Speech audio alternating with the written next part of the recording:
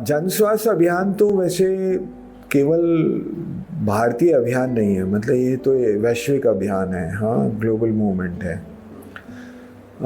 ये। और उसका वो इंग्लिश नाम पीपल्स हेल्थ मूवमेंट है, PHM। तो इसकी शुरुआत तो ईयर 2000 में 2000 में हुई थी। और उसका जो कॉन्टेक्स्ट था वो कॉन्टेक्स्ट ये था कि 1978 में वर्ल्ड हेल्थ असेंबली जो होती है, हर साल होती है, विश्व स्वास्थ्य बैठक, जो सभा, विश्व स्वास्थ्य सभा जो होती है, जिसमें जितने भी मेंबर कंट्रीज़ हैं WHO के, वो सब पार्टिसिपेट करते हैं।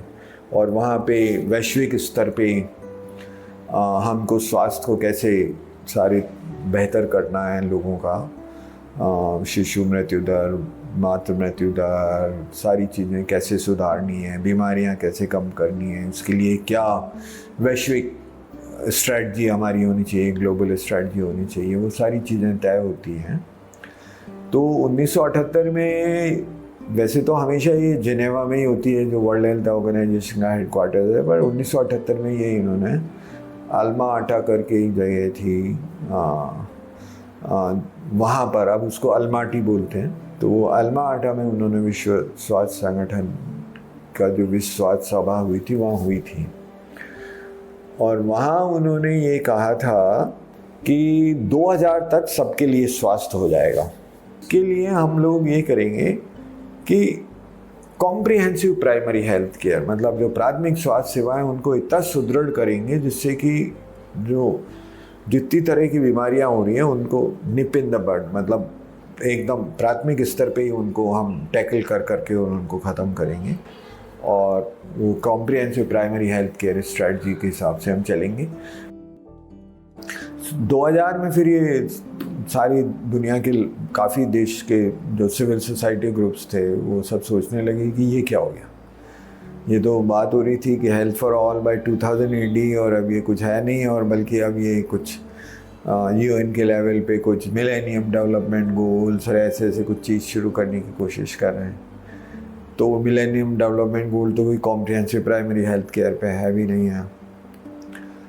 तो फिर ये तय हुआ कि हमको ग्लोबल लेवल पे एक पीपल्स हेल्थ असेंबली करनी चाहिए जो लोगों की है, जिसमें ये सारी बातें हम करें कि देखिए अभी भी आधी से ज़्यादा दुनिया के देश ऐसे हैं जहाँ पर basic primary health care services ही अवेलेबल नहीं हुई हैं अभी, और हेल्थ लेवल पे बहुत असमानता हो रही है, इनइक्वालिटी बहुत ज़्यादा बढ़ रही है, हेल्थ इनइक्वालिटी बहुत ज़्यादा बढ़ रही है कि एक तरफ तो 5 स्टार कॉरपोरेट टाइप हॉस्पिटल्स और हेल्थ केयर अवेलेबल है, और दूसरे लेवल पे जो बेसिक सी बीमारियां हैं साधारण, उनके लिए भी रैशनल क्वालिटी ट्रीटमेंट अवेलेबल नहीं हो पा रहा है। ये सब तो इनइक्वालिटी भी बहुत बढ़ रही है, तो इन सबको हाईलाइट करने के लिए तो सन 2000 में फिर ये तय हुआ कि जो देशों में एक्टिव सिविल सोसाइटी ऑर्गेनाइजेशंस हैं उनको इसमें मोबिलाइज किया जाए और एक प्रोसेस शुरू किया जाए,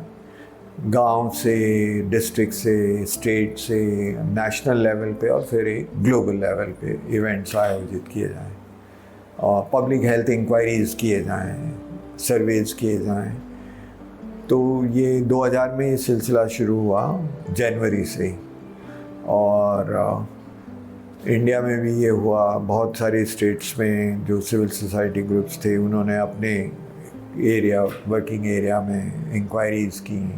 इसलिए किया क्योंकि जो ग्लोबल लेवल पे जो होने वाला था वो ढाका में हो रहा था, बांग्लादेश में।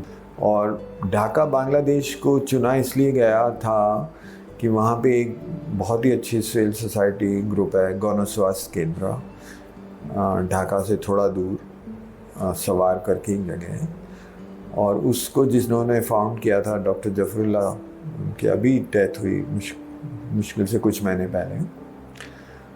तो जब बांग्लादेश बना था तो वहाँ की बांग्लादेश की जो ड्रग पॉलिसी थी और जो ड्रग्स थी वो बेस्ट थी, क्योंकि वहाँ पे अमेरिकन इन्फ्लुएंस बहुत ज़्यादा था। उसको घटा के अमेरिकन प्रेशर को विदस्टैंड करके उन्होंने वहाँ की ड्रग पॉलिसी और ड्रग कौन कौन सी होंगी वो सब कराया था। तो एक अच्छा एक मूवमेंट के हिस्सा रहा था वो वहाँ, तो इट वाज थॉट ऑफ, और फिर वहाँ उन्होंने कहा कि यहाँ करें।